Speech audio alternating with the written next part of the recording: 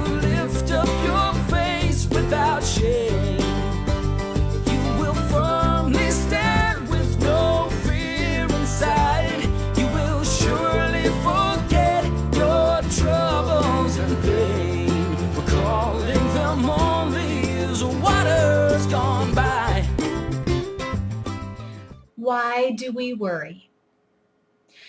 One of the reasons we worry is because we are not fully focused on the present.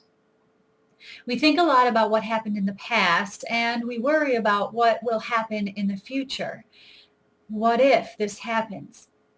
If we take a situation that a lot of people tend to worry about, say financial hardships, we say, what if I fall on hard times in that way?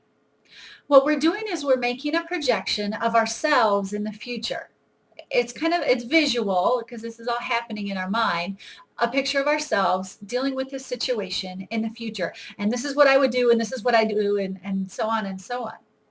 What happens when we do that is we have limited knowledge. We take what we know about the situation now, and we think that's all we're going to know about it in the future. We don't remember that each day we learn new things. Each day God is teaching us different things. And so we will learn new things between then and now. We have a limited knowledge.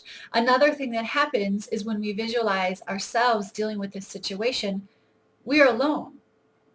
What we've done is left God in the past. It's like we don't believe he's going to be there with us dealing with the situation of finances.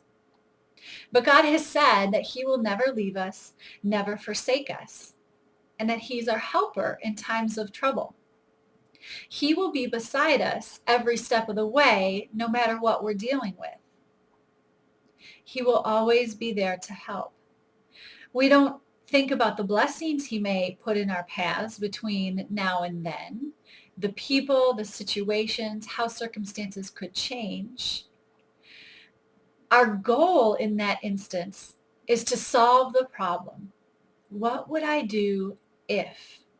And then we come up with 100 different things that we may or may not do based on what we think is going to happen, which most of the time never actually happens.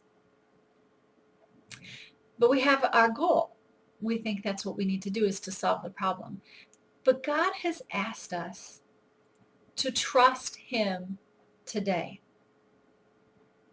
to place our trust in him, to allow ourselves to experience his love and his blessings, and to follow his lead.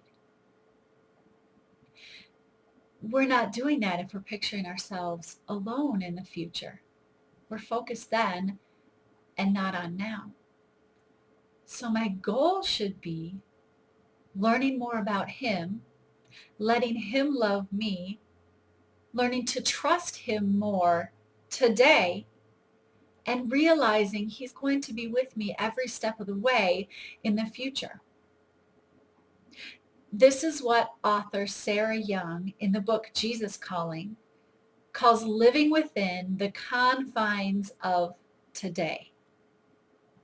Living right there in the confines of today. It's where he's placed us. Because in all honesty, we're not promised tomorrow. We're not promised our next breath. Instead of worrying about tomorrow, a week from now, a year from now, we focus on him and growing closer to him. And then we will worry less about tomorrow.